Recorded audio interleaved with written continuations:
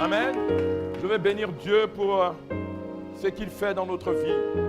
Je vais bénir Dieu parce que nous sommes en France. Je vais bénir Dieu parce qu'un jour, le 22 décembre 2002, je suis arrivé en France. Et quand je suis arrivé en France, tout semblait jouer contre moi.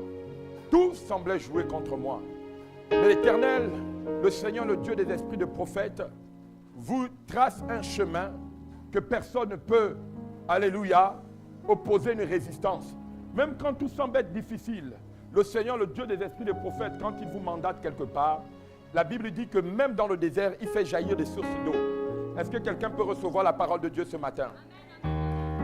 Amen. Et je voudrais bénir vos vies. Je voudrais bénir la vie des ministres. Je voudrais bénir la vie des leaders. Je voudrais bénir tous ceux qui participent, alléluia, au gouvernement prophétique. Notre église est basée sur le commandement prophétique. Vous savez, ça fait quelques années que l'ensemble des ministères en France ont accepté qu'il y a des prophètes.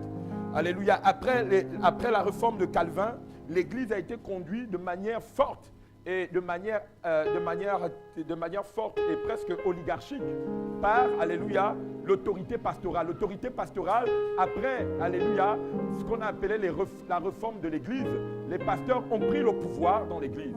Et quand ils ont pris le pouvoir, ils ont amené au sein de l'église, alléluia, un pouvoir sans partage des ministères. Et ce qui fait que le pouvoir pastoral, c'est-à-dire l'autorité pastorale, a pu paître les hommes dans la compréhension pastorale. Et c'est pour cette raison qu'aujourd'hui, après l'église catholique, vous avez un deuxième mouvement, c'est le mouvement pastoral qui a pu paître le peuple de Dieu dans une vision de brebis.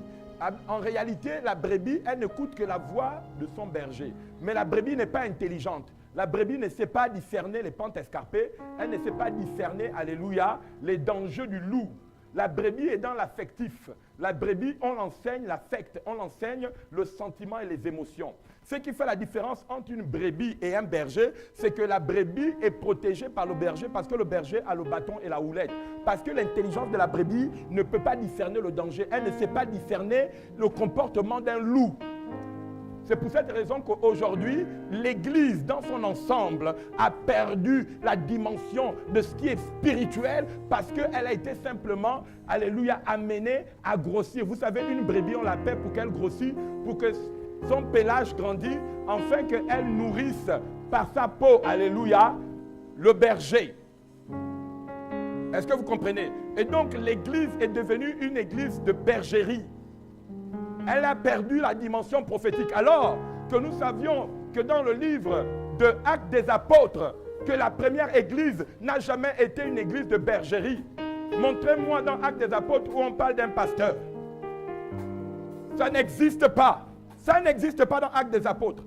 Dans Actes des Apôtres, on parle, alléluia, des prophètes et des apôtres qui allaient alimenter les églises. Et les pasteurs prenaient le relais. Un pasteur ne peut prendre le relais d'une brebis que lorsqu'il a été équipé lui-même par des prophètes. Alléluia. Mais qu'est-ce qui s'est fait? Le courant actuel, et vous savez que le sacerdoce, c'est une lutte de pouvoir. Et ce qui fait qu'ils ont enseigné pendant des siècles des hommes qui n'ont eu que la dimension de la lecture de l'affect et de la compassion.